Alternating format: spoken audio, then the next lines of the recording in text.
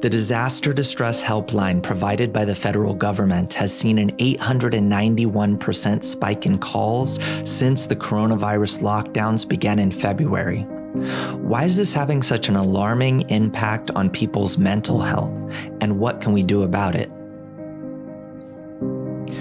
The anxiety we're feeling is not just because we fear for our health and well-being and that of our family and friends.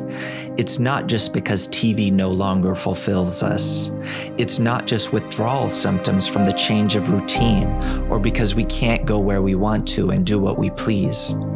It's because everyone else is feeling all these things and all of us are connected. Always have been, always will be. And coronavirus is only making this more tangible.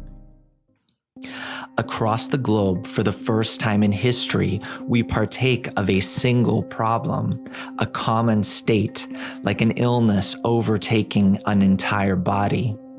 And it doesn't matter to which organ we belong, whether Italian, American, or Chinese. Even more contagious than the virus itself, the related emotional and mental states are swirling through our global system, influencing us all. And we all feel them to an extent. If we feel sad, it's because there's sadness in the human system to which we are connected. If we feel anxious, there's anxiety out there in the world somewhere, but the state is shared among us like files over the internet.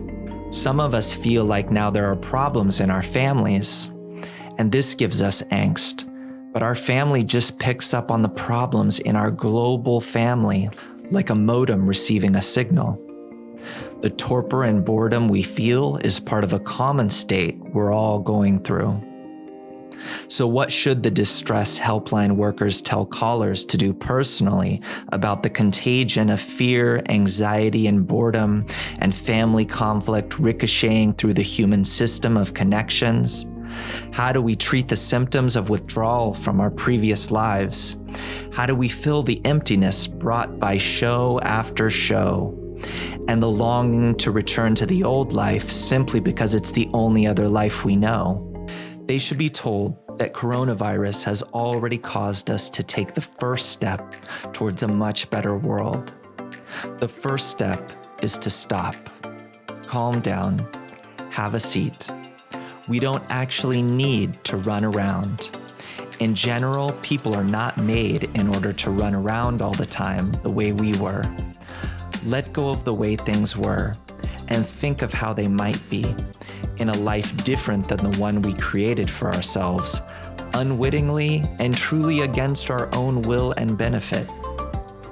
This virus can help us reassess what we're living for and see that it gets better from here, from simply coming to a stop in our egoistic relationships with those other parts to which we are connected.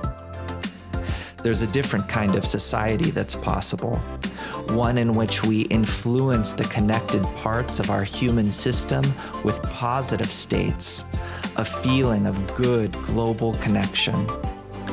Anxiety and distress are feelings of detachment from that system, and connection is the cure.